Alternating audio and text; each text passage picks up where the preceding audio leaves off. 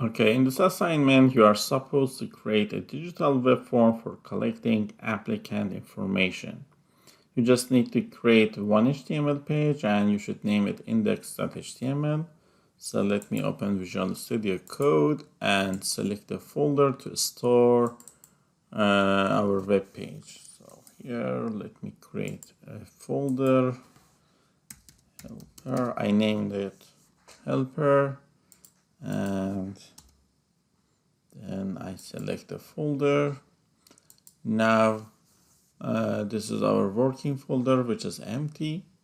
I create the HTML file and named it index.html. I type exclamation mark, and from the pop-up menu I select this template. Now we have our web page. As you see, there is nothing in it. In this page, we need to create a form. We want to create something like this. So inside the body, we add a form element by typing form. The content of the form must be submitted to the file test.html. So in the action, I need to type the address of the file test.html, and this form should use a get method to deliver data from browsers to the server. So I type method equal get. Now it's time to add the fields.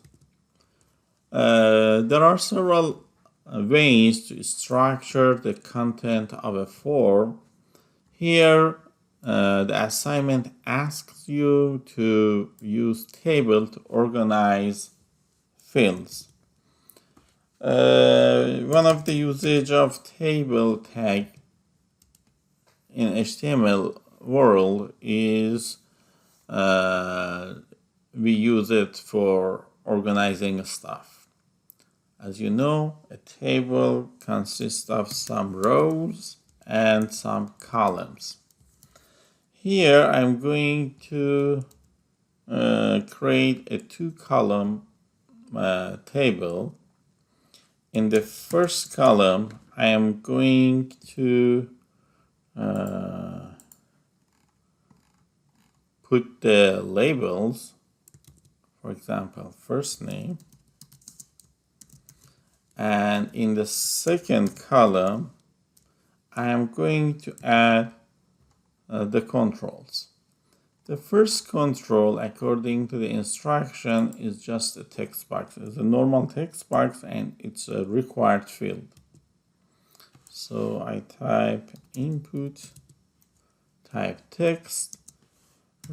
It's a required field, so I add required attribute, and each control should have a name. So I named it F name. That's it. Okay, now in another row, I define the second field. Again, in the first column,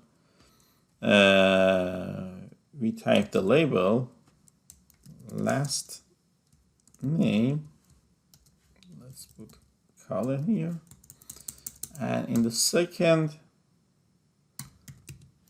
cell, we add the control. This control is also a normal text box and it's a required field. So I add required attribute to make it mandatory, and I assign a name for this control. Okay. Now to define the next control, which is a specific control of type email, I am going to create a new row, and in the first column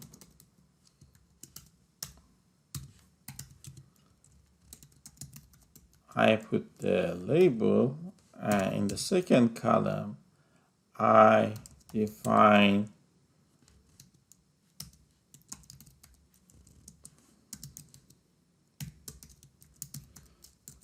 a control of type email, and here I named it email as well. You know that you can choose anything for the name of a control, but you should try to choose meaningful things for the name of a control. And email is also a required field. That's it. Okay, so far we have something like this. Let's talk about styling the form. So we link a style sheet to this page, and we say, for example, our form should have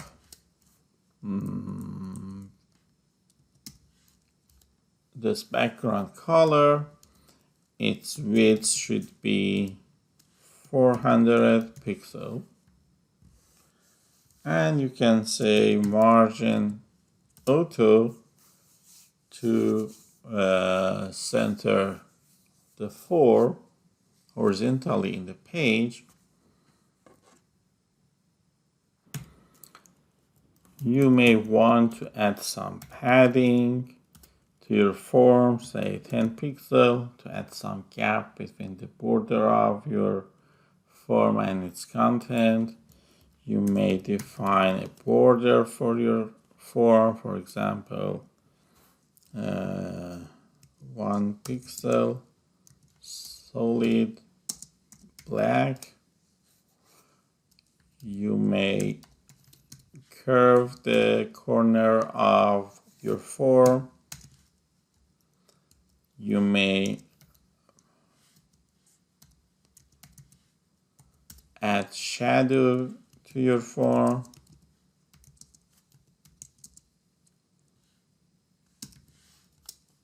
Like this. Let's continue adding other stuff. The next control is a contact number. So here again I add another row. In the first cell I just type the label of the control, and in the second one I define the corresponding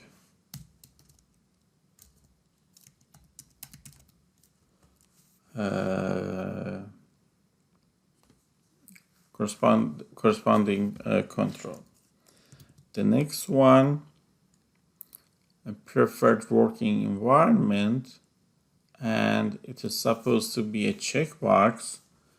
Here actually we need to create 3 checkboxes. So I add another row, and in the first cell I say prefer, what was that? Preferred working environment. Let me copy this. Environment.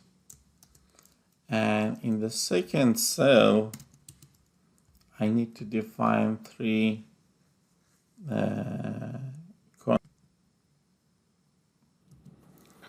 okay, I need to create input of type checkboxes.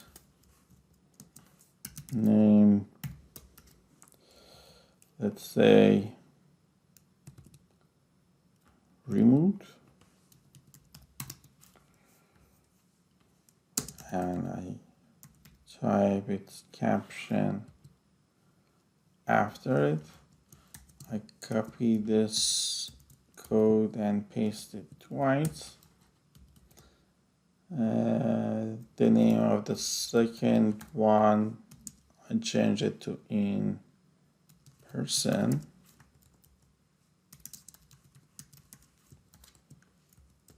And I change the name of the search checkbox to hybrid. And also I change this text.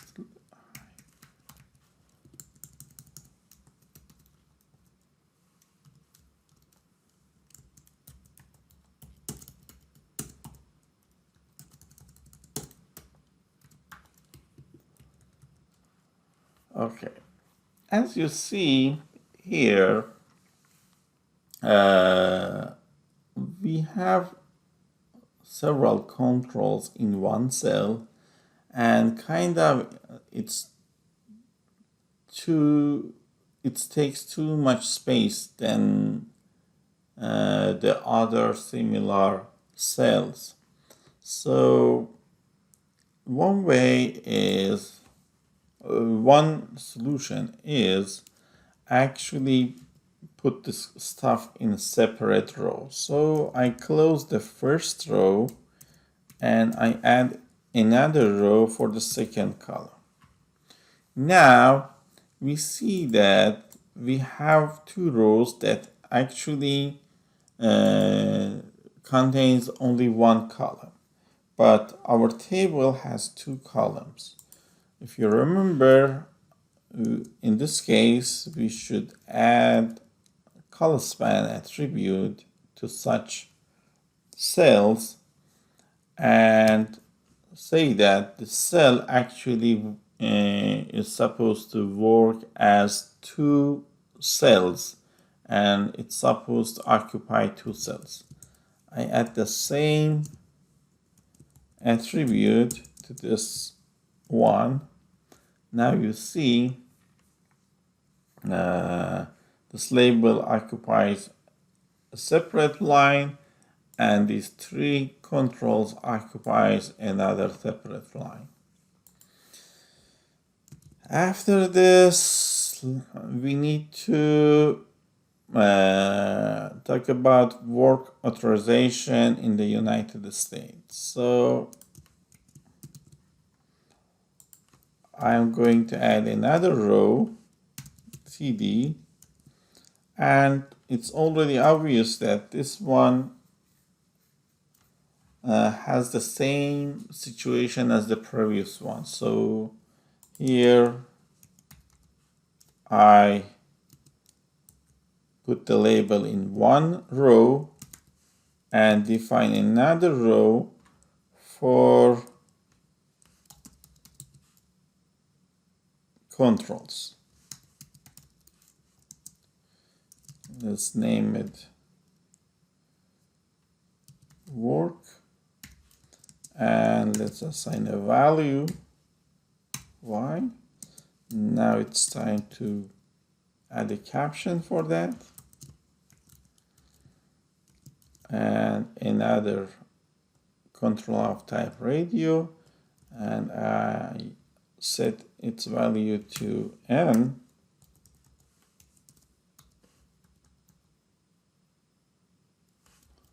Okay, I need to define a cell actually. And the cell is supposed to occupy two columns. That's why I add color-span attribute. Okay. Then we need to add a drop-down list or combo box. Highest education level. TR, TD, highest education level. And in the second cell, we need to define a combo box or drop-down list. We know that to create such control, we use select tags. For now, we don't need for any ID. I deleted. to create items of the combo box, I need to use some options tag. One option element per each item. And I should put the caption of the item in the content section. We can assign a value for each item, like HS option some college, let's say C option master's degree MS, and so on and so forth. Okay, so there's something wrong. Oh no, okay, I needed to refresh it. Okay, I have these options. Now let's go and implement another item. Here we want to have a multi-line text box.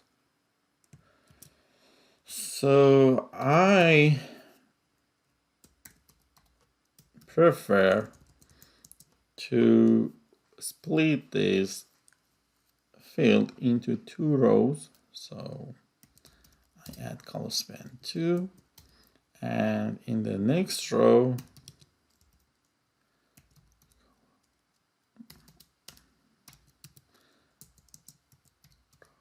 and I put a text area tag. Let's name it bio. For now we don't need any ID and we don't need any default value.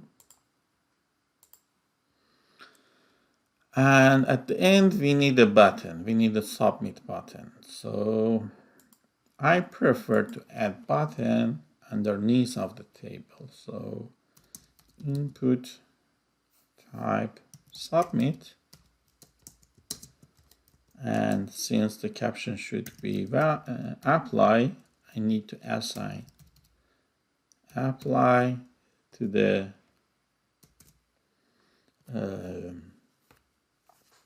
value attribute. Okay, now it's time to style this page. Let me go to the style sheet and let's see what is the width of the table, because inside the form we have a table. So I say background color red. Okay, I see it doesn't occupy the width of the form. That's why our stuff doesn't look good. So I say let's change the width of the table such that its width equals to 100% of its container. Okay, now I'm good with the table. I removed it. I want this button to be shown in the middle of the form. So one way is set the text align of the form to center.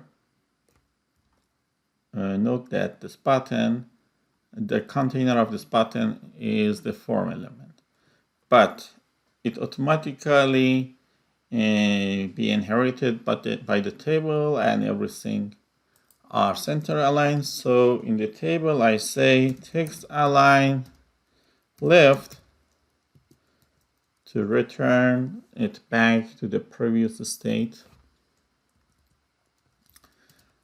Okay, let's style the input tag. Not all the input tag. Input tags whose type attribute equals text. Input tags whose type attribute equals email. I'm talking about these two, this one and this one.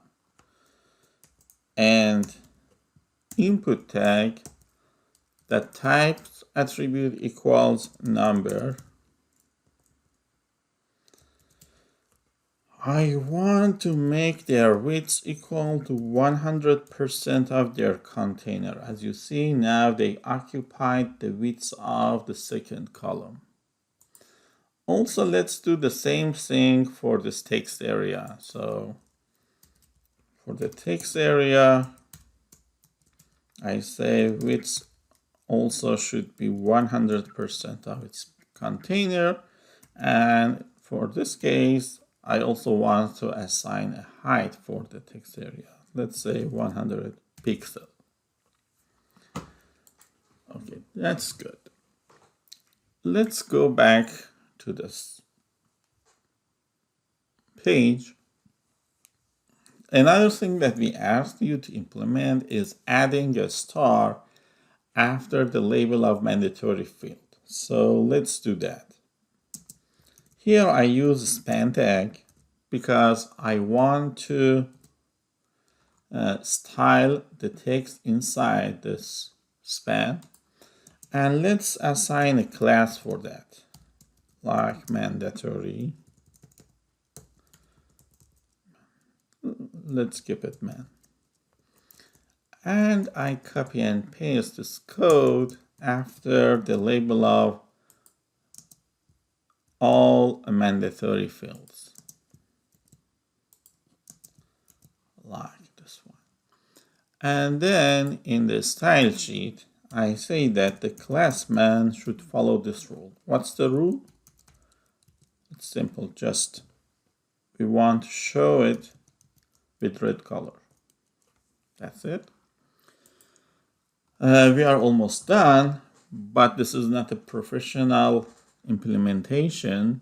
Why? Because we didn't assign labels to controls. We just typed the labels. We haven't connected labels to controls. To do that, we wrap all labels by label tags.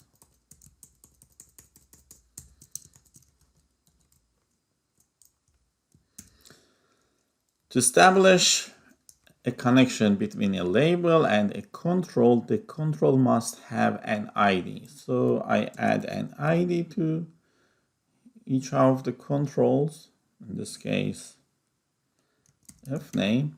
Now I say that this label is for the control whose ID is fname. You need to repeat the same thing with the rest of labels. I'm going to ignore it. Hope this video helps you to implement the assignment easily.